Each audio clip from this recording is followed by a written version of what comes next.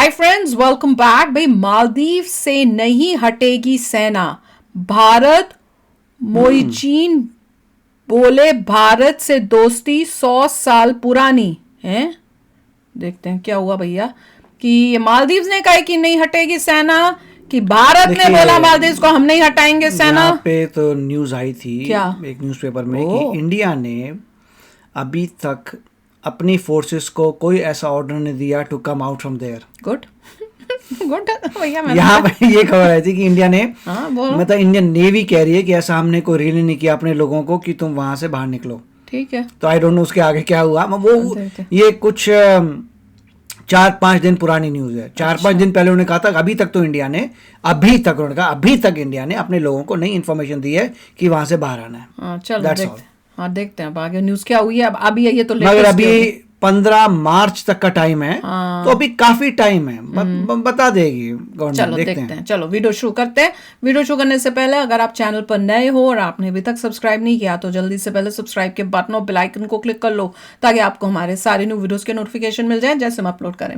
अगर आपको वीडियो पसंद आता है प्लीज लाइक एंड शेयर। चलिए शुरू करते हैं। दोस्तों, भारतीय नौसेना प्रमुख की तरफ से दिए गए एक बयान ने मालदीव के राष्ट्रपति की नींद उड़ा दी है, क्योंकि हमारी तरफ से सामने आ रहे संकेत मालदीव के लिए बिल्कुल भी अच्छे नहीं हैं। तो चलिए समझते हैं कि आखिर ऐसा क्या हो गया जिससे हमारे क्षेत्र में कूटनीति पर बड़ा उतार चढ़ाव देखने को मिल सकता है।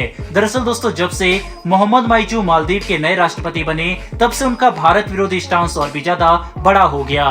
उन्होंने भारतीय मिलिट्री को मालदीव की जमीन छोड़ने का आदेश दिया, चीन के साथ संबंध मजबूत किया और एक ऐसे चीनी जहाज को अपने बंदरगाह पर आने की परमिशन भी दे दी जिसको लेकर भारत श्रीलंका ने विरोध करते हुए प्रतिबंध लगाया था। इससे भारत की मेहनत बेकार हो गई। लेकिन मालदीव के राष्ट्रपति यहाँ पर नहीं रुके, बल्कि उन्होंने भारत को अल्टीमेटम दिया और कहा कि अगर 15 मार्च तक भारत अपनी मिलिट्री मालदीव की जमीन पर से नहीं हटाता तो इसका अंजाम अच्छा नहीं होगा। लेकिन अब भारतीय नौसेना की तरफ से दिए गए बयान सबको हैरान करने वाले हैं। दरअसल दोस्तों, भारतीय नौसेना के प्रमुख admiral R Hari Kumar sir ने कहा है कि भारत ने अभी तक अपनी मिलिट्री को ऐसा कोई भी आदेश नहीं दिया है जिसके आधार पर वे मालदीव को छोड़ दे। मतलब मालदीव में हमारे जो भी हेलीकॉप्टर, एयरक्राफ्ट और 77 सैनिक तैनात है उन्हें मालदीव छोड़कर वापस आने के लिए कोई भी आदेश नहीं दिया गया है। जबकि 15 मार्च आने में लगभग 45 दिनों का ही समय बाकी है। इसके बावजूद भारत कोई भी एक्शन लेता नजर नहीं आ रहा। मतलब भारत ने एक तरह से ये बात साफ कर दी है कि भले ही मोहम्मद माइजू अपनी तरफ से बड़े बड़े अल्टीमेटम दे दे, लेकिन जब तक हम मामले को पूरी तरह से समझ नहीं लेते तब तक भारतीय मिलिट्री का एक भी जवान मालदीव की धरती को छोड़कर वापस नहीं आएगा। ये भी हो सकता है कि भारत को उम्मीद है कि अभी बैकडोर डिप्लोमेसी का इस्तेमाल करके हम मालदीव के साथ कोई रास्ता निकाल सकते हैं और भारत को अपने सैनिकों को वापस ही ना बुलाना पड़े, जो हमारे लिए सबसे अच्छा होगा। लेकिन हैरान करने वाली बात तो यह है कि जब दोनों देशों के बीच में तनाव चरम सीमा पर है तभी मालदीव के राष्ट्रपति ने भारत को गणतंत्र दिवस की बधाई दी है और उन्होंने कहा है कि दोनों देशों के संबंध सदियों से चले आ रहे हैं और एक दूसरे के लिए सम्मान पर आधारित हैं। ऐसे में वे भारत को बधाई देना चाहते हैं, लेकिन हम इस बात को बिल्कुल भी इग्नोर नहीं करेंगे कि उनके द्वारा उठाए गए कदम अभी तक पूरी तरह से भारत विरोधी रहे हैं। सबसे बड़ी बात तो यह है कि मालदीव चीन के साथ काफी नजदीक हो चुका है। फिलहाल भारत के लिए बड़ी चुनौती तो यह है कि मालदीव अभी भी चाहता है कि भारत अपने सैनिकों को वापस बुला ले। हालांकि भारतीय मिलिट्री जो मालदीव में तैनात है उसमें कोई भी खतरनाक उपकरण नहीं है और उनके पास बस वही उपकरण शामिल है जिससे हम मालदीव के लोगों की मदद करते हैं। ऊपर से भारत विरोध करने में मालदीव इतना आगे निकल चुका है कि उन्होंने चीन के एक जासूसी जहाज को अपने बंदरगाह पर आने की परमिशन भी दे दी, जिसकी वजह से इस चुनौती का सामना करना भारत के लिए सबसे महत्वपूर्ण है। बहरहाल बढ़ते हमारी दूसरी खबर की तरफ। ये खबर रूस की तरफ से निकलकर सामने आ रही है, जिसके तहत रूसी राष्ट्रपति व्लादिमीर पुतिन ने अब एक बार फिर से अपने इंडियन काउंटर पार्ट प्रधानमंत्री नरेंद्र मोदी के लिए तारीफों के पुल बांध दिए गए। इस बार उनकी तरफ से जो बयान सामने आया वह सुनकर न सिर्फ पश्चिमी देश हैरान रह गए बल्कि शी जिनपिंग को भी बड़ा झटका लगा, क्योंकि पुतिन ने पीएम मोदी की सीधी तारीफ की और उन्हें भारत के आर्थिक विकास समेत फॉरेन पॉलिसी के लिए जिम्मेदार ठहराया। दरअसल दोस्तों, पुतिन गुरुवार को रशिया के स्टूडेंट डे पर यूनिवर्सिटी के छात्रों को संबोधित कर रहे थे, जिसमें बात करते हुए उन्होंने कहा कि आज भारत विश्व में कुछ सबसे ज्यादा आर्थिक विकास दर रखने वाला देश है जो काफी तेजी से आगे बढ़ रहा है। ऐसा सिर्फ इसलिए संभव हो सका क्योंकि पीएम मोदी के अंदर उस तरह की क्वालिटी है जिससे हमारा देश एक संगठित और आत्मनिर्भर तरह से आगे बढ़ रहा है। साथ ही उन्होंने प्रधानमंत्री नरेंद्र मोदी की एक स्वतंत्र विदेश नीति रखने के लिए भी सराहना की है। पुतिन ने कहा कि पीएम मोदी की वजह से ही आज भारत एक काफी मजबूत और स्वतंत्र फॉरेन पॉलिसी का पालन कर रहा है, जिसके तहत हम किसी भी एक देश के लिए अपने इंटरेस्ट को साइडलाइन नहीं कर रहे।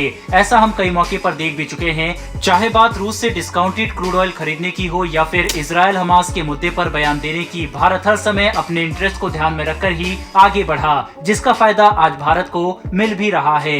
हम देख सकते हैं कि कैसे दुनिया भर के देश भारत के साथ अपने संबंध मजबूत करने में लगे हैं, खास करके वैसे देश जो अमेरिका, चीन और रूस में से किसी के भी साथ नहीं जा सकते, वे भारत के साथ अपने संबंध मजबूत कर रहे हैं। इस कूटनीतिक खेल में भारत के हथियारों को एक्सपोर्ट का बड़ा मौका भी मिला है, जिसमें हमारे पास मिडिल ईस्ट से लेकर अफ्रीका तक की मार्केट तेजी से ओपन हो रहे हैं। ऐसे में ये कहना गलत नहीं होगा कि हमारी स्वतंत्र विदेश नीति और मजबूत आर्थिक विकास दर की वजह से भारत आने वाले 10 से 20 सालों में एक पूर्ण महाशक्ति बन सकता है, जो हर भारतीय के लिए काफी गर्व की बात है। बहरहाल दोस्तों, इस वीडियो में इतना ही। इन दोनों ही खबरों के ऊपर आपकी क्या राय है, कमेंट बॉक्स में लिखकर जरूर बताइएगा। साथ ही अगर आपको ये इन्फॉर्मेशन और वीडियो पसंद आई हो तो हमारी आने वाली डेली वर्ल्ड अफेयर से जुड़ी ऐसी वीडियो के लिए चैनल को सब्सक्राइब कर बेल नोटिफिकेशन अवश्य दबा लें। फिर मिलेंगे ऐसी एक नई वीडियो के साथ। धन्यवाद, जय हिंद।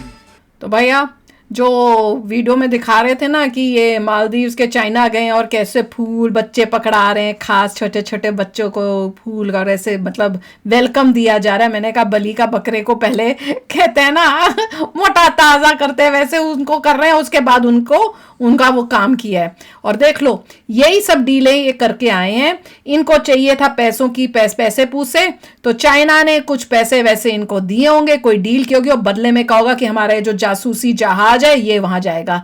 ये मीटिंग्स में जब ये गए हैं तब ये सब बातें हुई हैं और उसके बाद ये जहाज जो है चाइना का यहाँ आया है।